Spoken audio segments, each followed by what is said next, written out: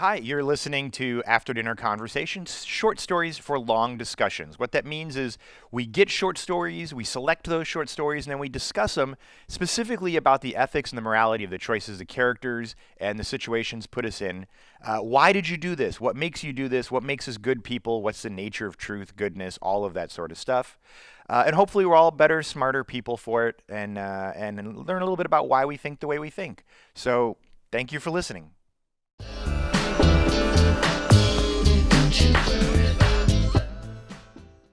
Hi, and welcome back once again to After Dinner Conversation, short stories for long discussions, where we take short stories that are from the After Dinner publication and we discuss them and have conversations about the ethics and the morals of the story, just the same way that we would hope you would with your friends or family when you read them. I am your co-host, Kolby, here with co-hosts Ashley. Hello. And Jeremy doing the social distancing thing. Hi, I'm Jeremy.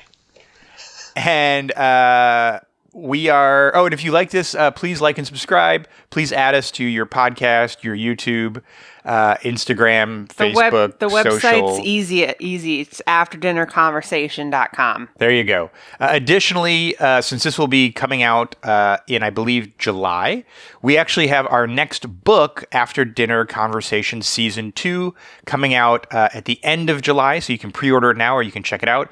It is 25 of our best short stories for Season 2.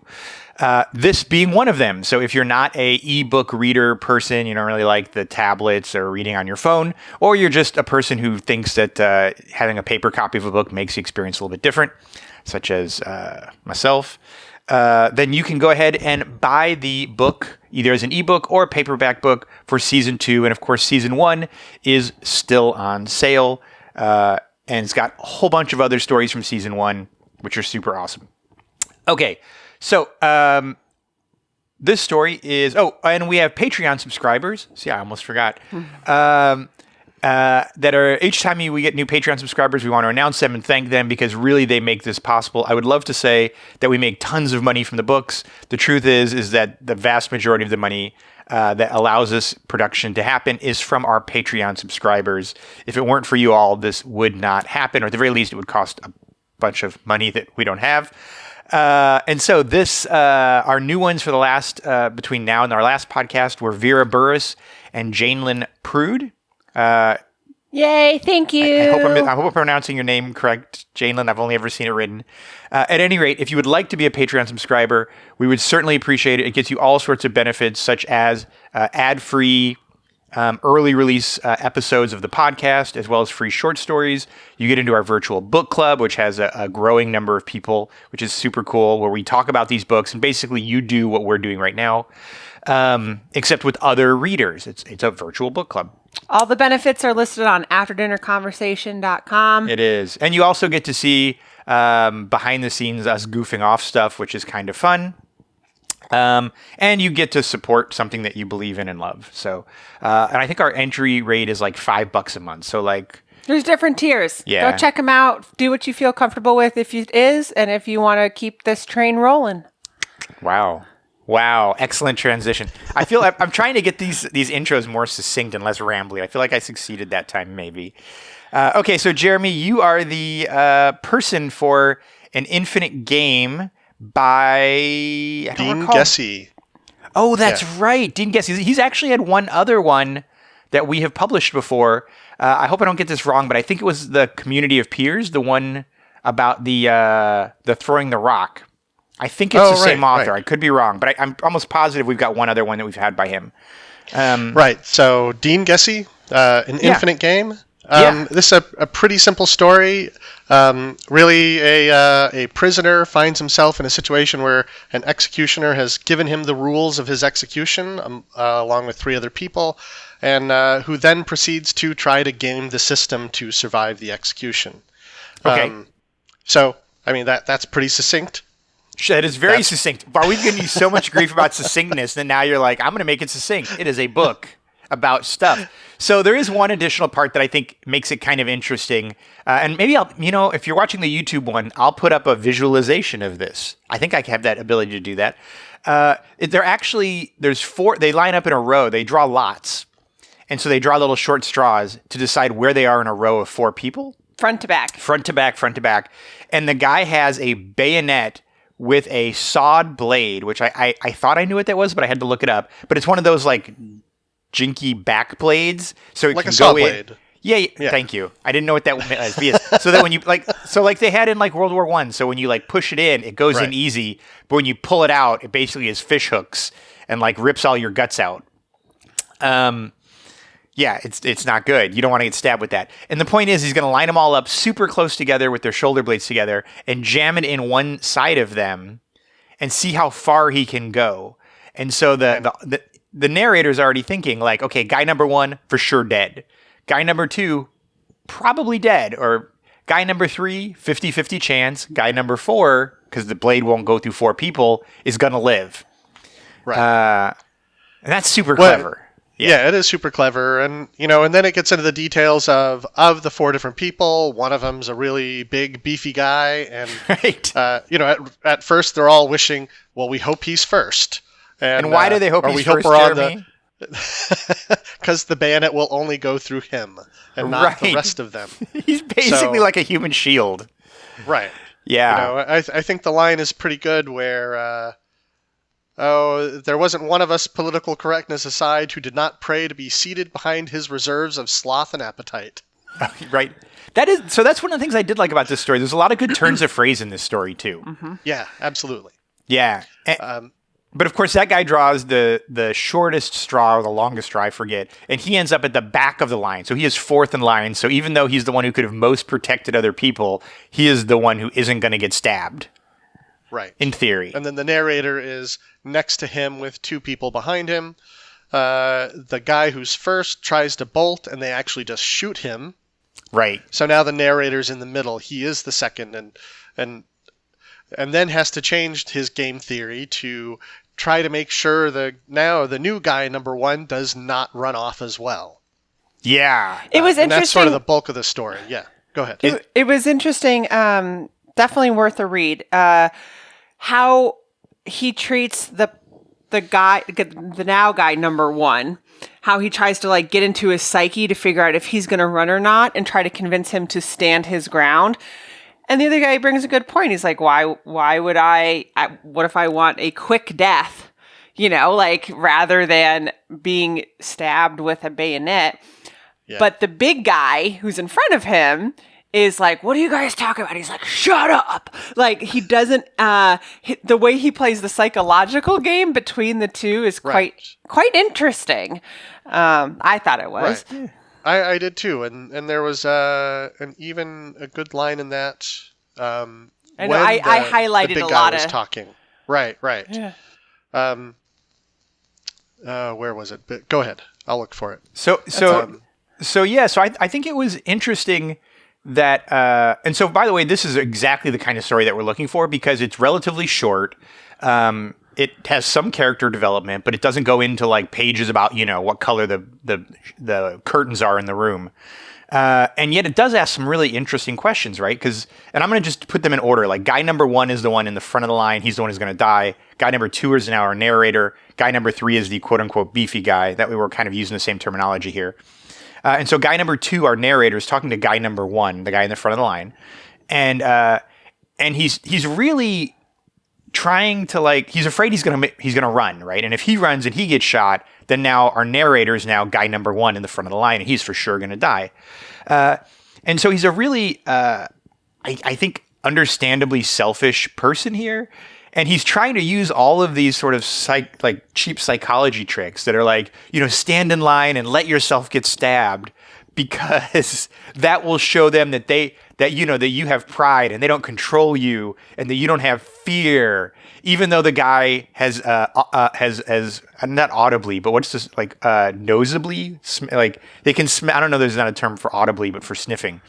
But they can smell that he's pooped his pants in fear. And so he's carrying a load while he's waiting to get stabbed. But yeah, he's psychologizing him the whole time for purely selfish reasons. Right, just to make sure that he stays there. And to your point, Ashley, that the big man keeps talking to him and he just keeps telling him to shut up. And basically says, besides, his identity meant nothing to me because he had nothing to offer.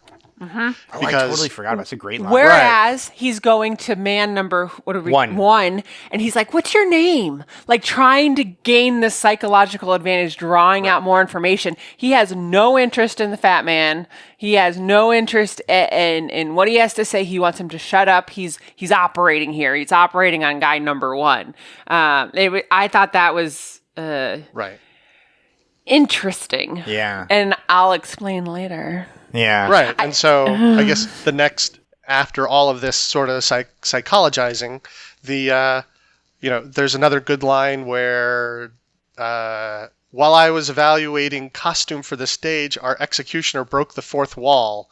He That's a great line. Clean through the large man and left me and the riddle come hero unscathed. Right.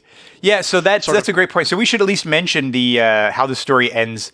So he ends up, and if I'm getting this wrong, Jeremy, please correct me. I think he ends up, while they're like debating it and just generally talking, the executioner just happens to, on a whim, stab the fat guy behind him, who's guy number 3, who should have been last in line, but just randomly decides to stab him. Guy number 1 panics at the front of the line, runs and gets shot. Leaving our narrator left standing. As the only one who survives. And he has a conversation with this crazy executioner. And then the executioner lets him go. And so even though he's doing all this strategizing, at the end of the day, it's a slightly random process. And actually the execution... Yeah, go ahead. Yeah, the executioner has his reasons. Yeah, and what is that, Jeremy? What did he say? So, It's the a executioner game. says, like, any line of like points really has no beginning or end. As a result, I can have a go where Fancy would. Right. And stabs the fat man. And so the narrator, immediately rebuts this and, says, no, you're absolutely wrong. By drawing lots, you set a beginning and an end. Mm-hmm. Right. And a good referee does not change rules or fancy outcomes like a weather vane. Right. Yeah. Because I think the executioner's theory is yes, I've put you in a line, but by the very nature of a line, like either end of that line can be the front. And so you were assuming person number 1 was the front, and I just decided person number 4 was the front. Yeah. Which kind of makes it sad now that guy number 1 bolted, because maybe he would have lived if he hadn't have bolted. They said that the theater of war was indeed his for the making. It is your fault, he said, for liking my boots for your feet. That's the only part of the whole book, the whole story I didn't understand the reference to. Yeah, me neither. I assume... There must have been some other conversation is what I kind of... But I mean, it's just the fact that he... and then they equate it to being a game. And he's like, well, this nobody dies while playing chess. And it's like, it's all a game. Now get out.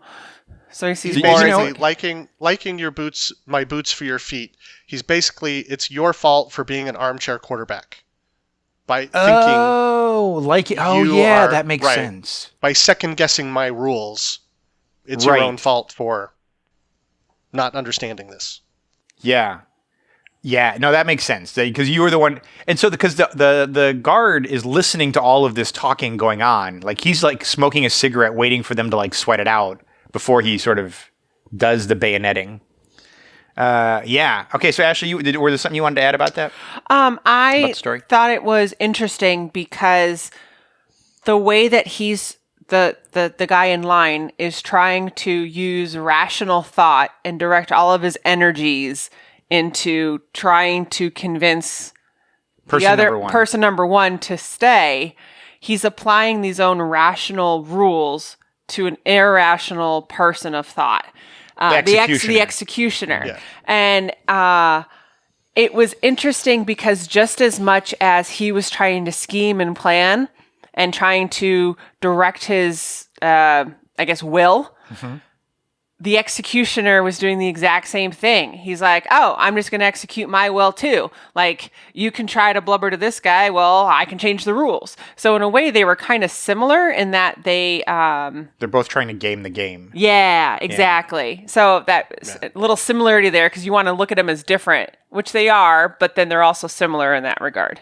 That was my my plot twist. So let me tell you one of the things that when I read this, one of the readers sent this to me and said, "This is one of my favorite stories I've ever read as a reader." And I was like, "Okay, let me read it." So I immediately stopped what I was doing and read it that day. And I was reading it and I was like, "This is clever. This is clever. This is clever." And then I got to the line where he said, "I straddled self-possession and self-abandonment, heard at my back in diminishing volume, no beginning, no end, an infinite game." Which is, of course, where the title comes from. And I don't know if you researched this, Jeremy, or if you'd heard this, but there is a theory called infinite game theory. And so I assume that is what the author is referencing, which is the idea that you could fit it into a story and it fits so well. And the idea of an infinite game is there are finite games and infinite games. Finite games being known rules, known players, known scoring system, and a pattern and an end. Oh, no. So an example of a finite game would be football. We know who's playing. We know the rules to the game. We know there's a way to keep score, and we know when it's over, the game is over. And so, in that sense, we always build these ideas around these finite games, all this game theory on finite games, right? How to win a baseball game, how to win a football game, how to win whatever. The theory that came out 15 or 20 years ago that has taken hold in some literature is that we assume that all games are finite games, that they all have set rules, they all have an end game. But there are other games which are quote-unquote infinite games, games where there are an unknown number of players, there are unknown rules, and that there is no end to the game. And the goal of the game is not to win it, but to simply stay in the game as long as possible. And this is an example of this would be like in global politics, right? You want to be a world power on the world stage. You can't win at it because eventually Russia drops off and China moves on. China drops off and Africa moves on. England drops off and America moves on. And additionally, you might think it's about oil, getting access to oil reserves, that is the score.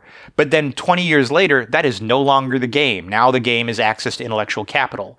And so when you're playing an infinite game, as opposed to in a finite game, the goal of the game is to win. In the goal of an infinite game, the goal is to keep playing the game. Keep playing it before you get booted out. Right, and the strategy is different. In an infinite game, the strategy is to build up a reputation so that people can understand your values and predict your choices, right? So that America might, if they were playing a finite game, in order to defeat terrorism or Al-Qaeda, they might nuke all of Iraq and kill, 100 million people, or Afghanistan, and just nuke them. We would win that finite game. There would be no more terrorists in Afghanistan. The problem is that's not the game, because there are also terrorists in other Middle Eastern countries that would also signal to other terrorists that we are willing to do that. And it would signal to other people in the world that is the way we play the game. And so we don't do that because we understand we are in an infinite game, not a finite game. The reason I think it's super cool as it relates to the story, and you're looking at Jeremy like you haven't heard this theory before, but now you're going to research it a ton. Yeah, absolutely. It's a super fascinating theory. And the reason why I love this idea about why they call this an infinite game is, one, it meets the line of the four people, but two, in the case of our narrator, but also in the case of our executioner, the game isn't over, right? Just because the war goes on. The narrator gets to leave and he gets to continue to take part in this war. It seems like he was captured. The executioner gets to leave and he gets to go on. And so what we've really learned about this game is not that the game is over, but now we've learned how the remaining players play, right? We learned that the bayonetter isn't going to go from the front of the back or the back of the front. And we learn about the narrator that he's a slightly shady guy. And in all that, I hope that's what the author meant, and I'm not just reading something totally crazy into it. But I thought that was really interesting in that it's about a game, but it's about a game that clearly is continuing after the story ends. And I'm going to shut up because I've talked a ton. Yeah. One of the interesting Thanks, things Jeremy. in that, when he's talking to once the first guy gets killed, when he's talking to man number one, he's trying to get more information on him. He realizes, this guy is actually was technically my enemy in the war at some point. Yeah, and now, is he now my friend? And here I am still trying to do psychological warfare with him to convince him to just take it so I live. I thought that was kind of another It's layer. like a three-sided war because two people that normally are enemies are now lined up together. Yeah. Yeah, that is cool.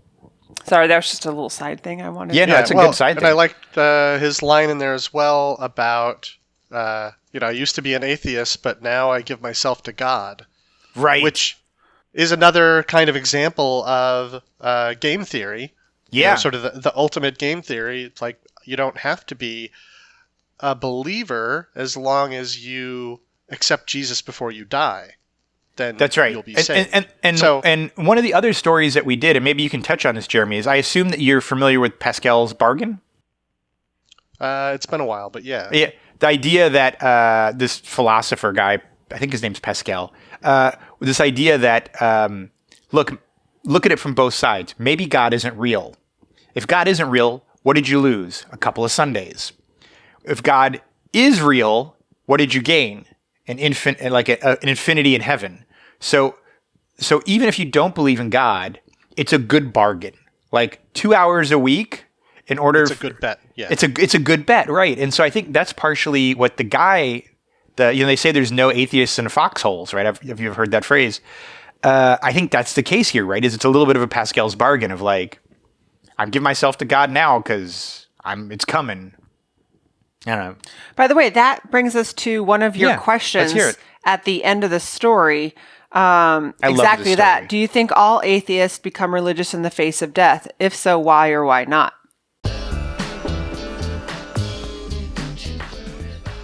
Hi, this is Kolby, and you are listening to After Dinner Conversation, short stories for long discussions. But you already knew that, didn't you? If you'd like to support what we do at After Dinner Conversation, head on over to our Patreon page at patreon.com/After Dinner Conversation. That's right, for as little as $5 a month, you can support thoughtful conversations like the one you're listening to. And as an add incentive for being a Patreon supporter, you'll get early access to new short stories and ad-free podcasts, meaning you'll never have to listen to this blurb again. At higher levels of support, you'll be able to vote on which short stories become podcast discussions. And you'll even be able to submit questions for us to discuss during these podcasts. Thank you for listening, and thank you for being the kind of person that supports thoughtful discussion.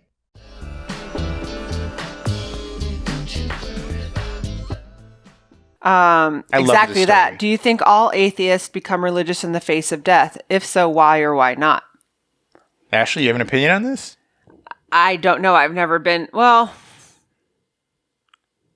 you were out swimming a while ago and could have died when you were swimming to that island. That didn't make you think like maybe I should be more religious. No, I'm tend to be more atheist. I think you were closer to dying than you know at that moment. Then. I've been in a couple situations where, this is where I'm going to die. And I didn't immediately go, well, thank you, Jesus. Yeah. But at the same token, it wasn't imminent death. It wasn't staring me in the face. It was like, all right, we're in a really non-okay position. Yeah. Or we don't know what's... I almost died 5 times in Mexico too. 5 times? Yeah. I would have left by the 4th. I was stuck on an island in the middle of the Gulf of Mexico. I could not leave. Wow. I was doing undergrad research when I was at ASU. Like day 1, I got stung by a Portuguese man of war, which is a jellyfish. Really bad. It was a baby one. I obviously lived. But in that moment, I didn't go, now's my time. I need to get on my knees. No, I never did any of that. No, yeah. So you think that people... In all the instances of my life, which are way too numerous for my young little life, when I was close to death, I did not get down on my knees and pray. All right. Jeremy, what do you think? You think people near death become Christians or believe in God? I don't necessarily think so. I think, anybody with a belief, you might... Sure, I'll convert to something, but which one do you pick? How do you know? If you aren't raised in a faith, you're not dedicated to that faith in a sense. So probably not. You might say it, as sure, but as soon as the moment's over, but right, yeah. So I don't think so. All right, now fair enough. What do you think? Do you think more people would? I've had a couple of pretty close brushes too. And I would not say that I became. Don't say they were when I was belaying you. It was when Dan was belaying me. Yeah, no. I would say for myself, I didn't have a moment of faith, but I definitely had a moment of like I'm okay with this. Like I had a good run. Like it was a moment of calm more than a moment of faith. Right. And was that calm because you knew you were going to go to an eternal heaven, or was it just a calm because you're like, I accept this? It was a calm because I didn't feel like I had made inauthentic choices. Right? Like here's why I don't think I'll ever have a midlife crisis, because I think people have midlife crises because they sort of get married at a young age and they have kids at a young age. And at a certain point, and they get a job because they have to take care of those kids. And at a certain point, they get to in their 40s and they're like, oh my God, like I never did the things I wanted to do. Right. I never got to travel the world, or I never got to live for yourself. Yeah, live for yourself, because you go right from living with your parents to maybe being in college, but maybe you don't go to college at all, but immediately living, I think, appropriately, because you have a responsibility to other people. And so you get to where they're getting off to college, or they're getting older, or you just have a triggering event. You get all that autonomy back. Right. And you're just like, I don't know what to do with this. Right. I'm 40. I'm going to be dead soon. And if I don't buy a Mustang now, I'll never have a Mustang. But I've never had to do that. I've never done any of that. So I've never had that midlife crisis. And consequently, I feel the same way about death. Like, if I were to die tomorrow, I'd be bummed about it, but would I be like, I did everything I wanted to do every time I wanted to do it. So, including this podcast, right? Including the after dinner conversation stuff. Jeremy, what did you think about the value theory arguments that he makes? About value theory goes out the window, or how you do value theory. I assume you researched it a little bit, or you're familiar with it.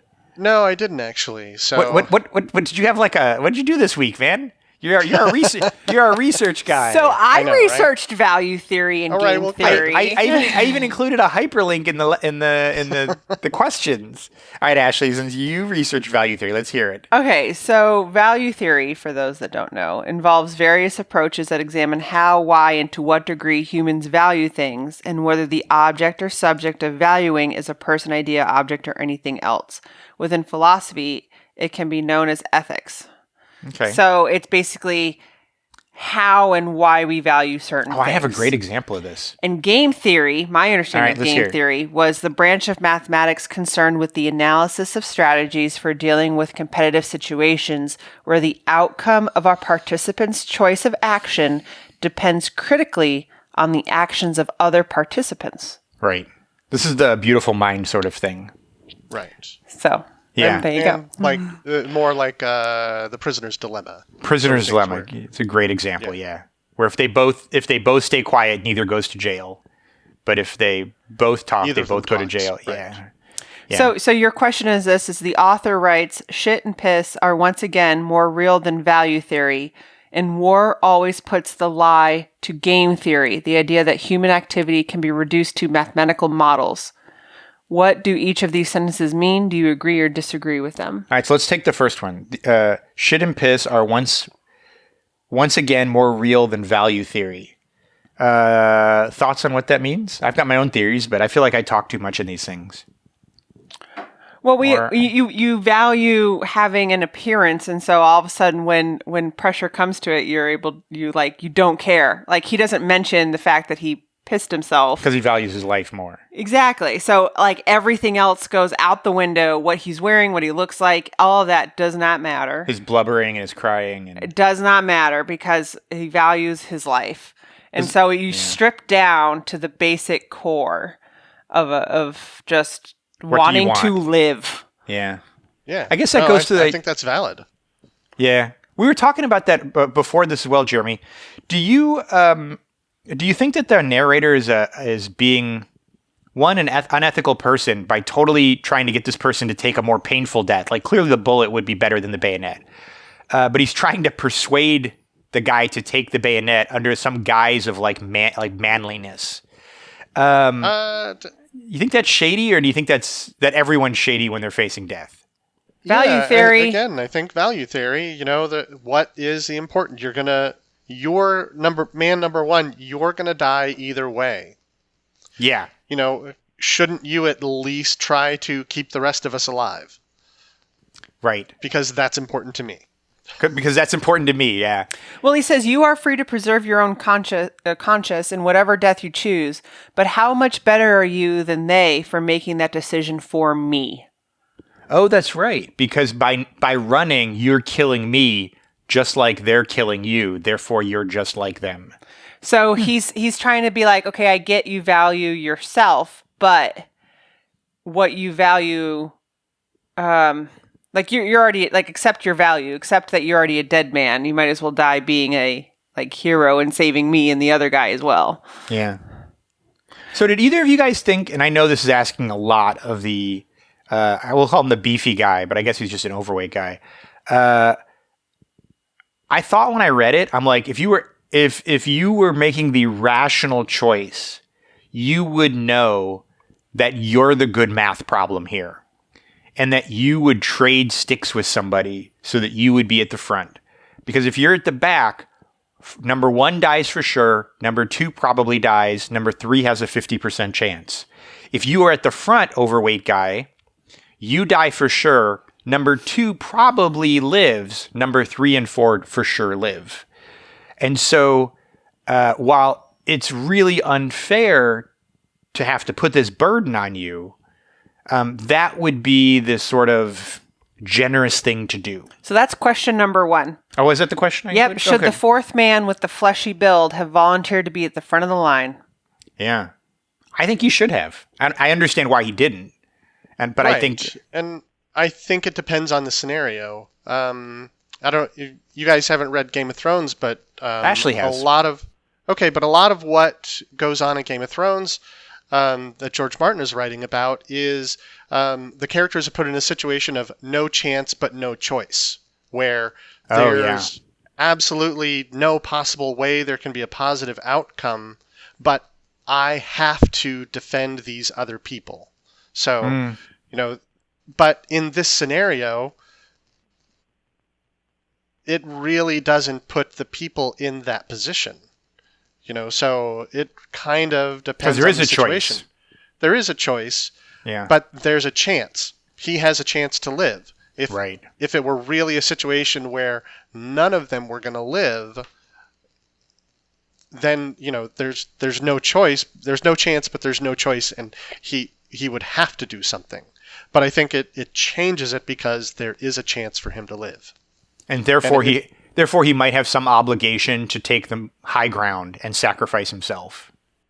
No, but I think what it changes is the psychology of, because he has a chance to live, he's not going to choose to help the other people. Oh. So would your opinion of that change then, Jeremy, if the beefy guy had ended up in spot number 3? Because now he's got a 50-50 chance, but if he goes to the front, you see what I'm saying? Because you're right, in position 4, he's free. He's going to live. So there's no reason for him to be selfless. But didn't they say there's only going to be one of them that in the beginning of the story? One for sure. One for he's sure. Like, one for sure, but 2 is probably also going to. Okay. And that's why he's like, once, the narrator's like, now he's thinking of, once the first guy's shot, now he's thinking about, well, people have survived being impaled, but, but it's not often. I know my chances aren't good, but they're better than if I was number 1. Yeah. Huh.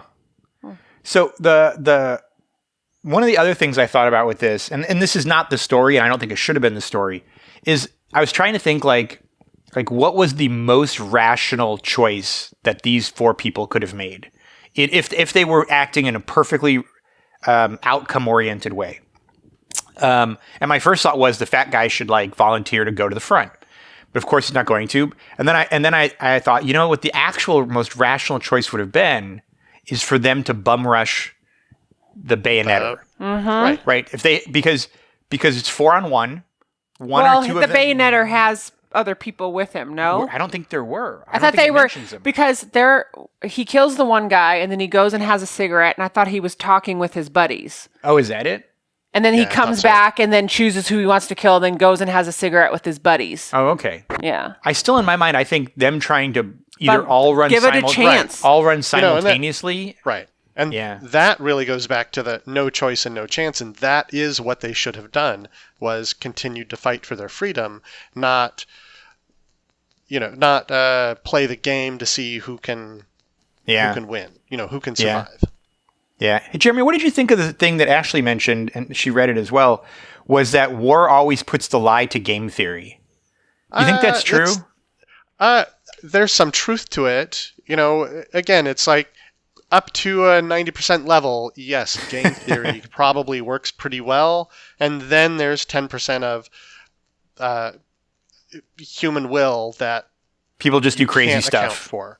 Right. Yeah. And I that agree. Once you're in the situation, you can't rely on game theory. Yeah. You have to have planned that out beforehand. Did you ever read Ender's Game? No, but You're generally aware of it? familiar with, yes. Yeah, okay, yeah. Where he goes and he basically he goes off. Spoiler alert. Yeah, spoiler alert. He goes off and he thinks he's training for a future mission, but he's actually really doing the mission, and he kills a whole nother species at the end. And the thing I think's interesting about that is sort of the game theory in that is that the planet Earth has decided, like, we must kill them because they're going to try and kill us. Mm-hmm. But they understand the human problems with game theory, right? The moral issues with killing an entire species, or the fact that this kid is sort of positioning hundreds and hundreds of thousands of people in this fight, and he can't think about, like, when I send these other people off to draw their fire, I'm drawing their fire knowing that I'm killing people with families and kids, right? He has to treat them almost like a game of StarCraft or Command and Conquer or something like that. Exactly. You have to be at a level where you're not thinking about people, you're thinking about game theory. And that's the 90%. And that maybe that's the difference between being a general and being a private, right? When you're a private, you're not thinking about, you're just thinking about don't die. When you're a general, you're really thinking game theory. Like, if I send these 10,000 people over to this area, it'll draw their fire, it'll whatever. Well, you play risk versus reward. Like, am I going to Yeah. win this battle? Does it advance us? Yes, we're Right. going to do it. I don't think any general wants to lose any men. I mean, obviously they'll sacrifice regardless.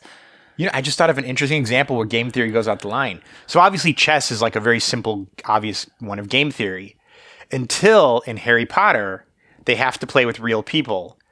And Hermione specifically plays so that Ron doesn't get killed, even though it is not the best chess move. Right. And he has to convince her, like, you don't remember that, do you? You saw the movie, Ashley. Yeah. You read the But book. right. Too. You're absolutely Yeah. right. Right. And again, it's the 10%. Once you involve people in it, game theory goes out the window. Yeah. Or once you're in the thick of it, you can't really rely on game theory at that point. Yeah. It's a higher level. It's a higher level thing. Yeah. One of the things that I first came to with this story was one of the questions is, does rational decision making go out the window when you're dealing with an actor, the executioner, who doesn't seem to act rational? My opinion was when you're dealing with a psychopath, and my way of kind of seeing the executioner, he's kind of set these own rules, and he was like, chaos. I'm going to do what I want. He gave these guys, like, this is exactly what's going to happen. These are the rules. And then he just goes into basically whatever he felt like doing. Broke the rules. Yeah. So it's all random in a game. So rational thought about an irrational, crazy guy is kind of useless. It's like, how can you understand crazy if you're trying to think like a normal person? There's no kind of breaking that code. And so the fact that he's trying to do all these things to figure out the game. When the game is just chaos. I thought that was just him playing them, the executioner. Maybe he thought that was the game for him. So sitting there watching them scurry and try to figure out what to. He's like, I wonder how many of them are going to run. Okay, let's see. Okay, there's the first one. Okay, And the bayonetter is like sort of like an armchair intellectual, right? Like he's setting this up out of his own sort of weird. Maybe he gets pleasure out of seeing how many people run for their life, or how many of them are weak for running instead of just taking it. I don't know. I just thought him as a crazy psychotic person because he's the one that set the rules and he broke his own rules, and that's not how our society functions. And so we define as kind of crazy, in a way. It's like, wait, hold on. We could probably argue about that, whether or not our society works in that way or not. We're all going to break them. But I feel like more that the executioner is an armchair psychologist, where he's creating situations to study human behavior. Well, and he's smart enough to know. They even talk about that. You look the bayonet attack and the King's Indian defense. Like this is a person who is not, a child soldier. This is a person who, at some level, feels like they're an intellectual, right? I want to talk about one last thing since we're just about out of time here, because there's one line in this story. There's a lot of good lines. There's a lot of good lines in this story. Yeah, it's a very good prosy story that I honestly just don't understand. And so I was hoping maybe that one of you guys could come up with this. It's the very last sentence in the story, and it says, "Unless of course you take the largest view of boys and games, and the one question that dooms us all: can I play?" It's the "can I play" part. I genuinely didn't understand what that meant. Like, well, what I think he means in the scope of, boys and games, if there's any game going on, what does a boy want to do? A boy wants to play that game. So, hey, what are you guys playing? I want to play What are you guys tag. doing? Can I play too? What are you guys playing? Oh, global thermonuclear war. Yeah, I want to play that too. And so you think that the end thing is really the idea that there are all these horrible things going on, but it's in our nature to play. You don't want to be left out. Like, and I don't mean play in the good way, but I mean like play in like the way of like play soccer, play football, play. Well, in a way, you have play to. War. You have to play. Like if one country decides to go to the moon, you don't want to be the one country that doesn't go to the moon. Like everyone's going to start building a space program. If one country starts developing a new technology, well, you don't want to be the one without it. You want to be on the same level. So it's in our nature to compete. Now you got to play that game because it's all nature to compete. It's also a threat because the first person to get that technology has won and gets the advantage, and you don't want to lose in this play. All right. That went long. Sorry, guys. I feel like anytime we go more than about 35-ish or 37 minutes is because we've got a story that we really loved. I go on for 10 minutes about infinite game theory. Whichever. At any rate, you have been listening to After Dinner Conversation, short stories for long discussions. Thank you for joining us to talk about an infinite game. We, obviously, you can tell, we really enjoyed talking about this one. We have tons of stories. We've got 50 stories now that are out, short stories. About half of them are free. We have 2 books that are out, season 1 and now coming out in a few weeks, the end of July, season 2. Please go ahead and pick those up. Also, if you could subscribe, we would love that. That helps us spread the word, let people know about this. We do this because we love it, because we want to spread the word about sort of having these kind of conversations. And if you enjoyed this and you can give up a cup of coffee for just one day a month, then please support us on Patreon at patreon.com/After Dinner Conversation. And thank you for joining us, and see you next week or next podcast. Yeah. Bye, Jeremy. Bye.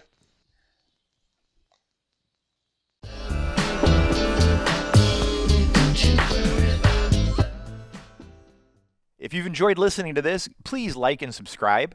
It helps us out a ton. The vast majority of people haven't liked and subscribed, which means maybe it shows up in your algorithm, maybe it doesn't.